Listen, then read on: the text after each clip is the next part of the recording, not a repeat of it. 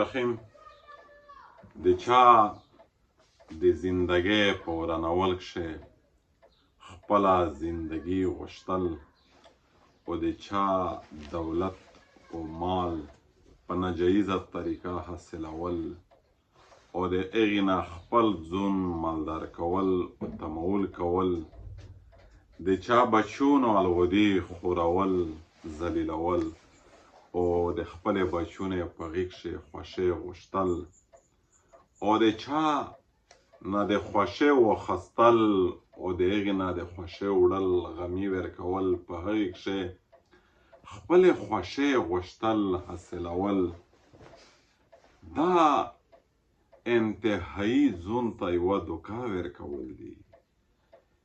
انسان ته نفس لویه دوکه ورکوي په دغې اقداماتو کښې او په دغې طریقه د هرې شي به د حاصلولو کښې وقتي طور خو انسان څه نه څه حاصلولی وکړو، خو دایمي خوښۍ، دایمي زندګۍ، دایمي بنګلې هغه په دا ولګوي او دا څه چې ورباندې کوي، دا نفس ورباندې کوي او نفس ورکوي دوکه میږه چې په کوم انداز خپل نفس ګرو کړي او په دغې د نفس د دغې شیطان د دغې چال وال فریب دوکې د لیمیټډ محدود منافع د پوره میږه نور خلق زورول، نور انسانیت بربادول او نور له غمینه ورکول، ځون له خوښۍ وړل، ځون ته فایدې وړل، ځون ته ښه ژوند حاصلول،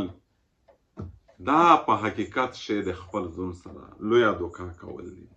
خپلې همیشه ژوند سره همیشه زندګي په دا ولګول دي. نه دا د قرآني هدایات لیاردو، نه د رسالت مآب صلی الله علیه وسلم د هدایات لیاردو. میشته لقد کان لکم فی رسول الله اسوة حسنه. وجه پیغمبر توس د پوره یو نمونه، یو اډل دی د دنیا هر لیار یې درته وښویدو. څرنګه دولت وګټه، څرنګه د چا سره وختیري وکړه، څرنګه چاته جواب ورکړه، څرنګه چا سره ریمسین وکړه، څرنګه د چا سره کاروبار وکړه، څرنګه د چا سره ژوند تیر کړه او څرنګه د ګاونډګرۍ زندګي تیره کړه، رشته دارۍ زندګي تیره کړه، د جماعت تیره کړه، د بزنس تیره کړه، د کاروبار تیره کړه. اسلام میشته د محبت، د سچایۍ، د حقیقت درس ورکوي او بیا میش بټکې ہوئی د نفس ومني. ان النفس لاماره بالسوء، بیا نفس میش په غلطې لارې اچوي. هغې د وجې نه انسانیت بربودیږي، انسانیت ذلیلیږي، انسانیت تباه کیږي.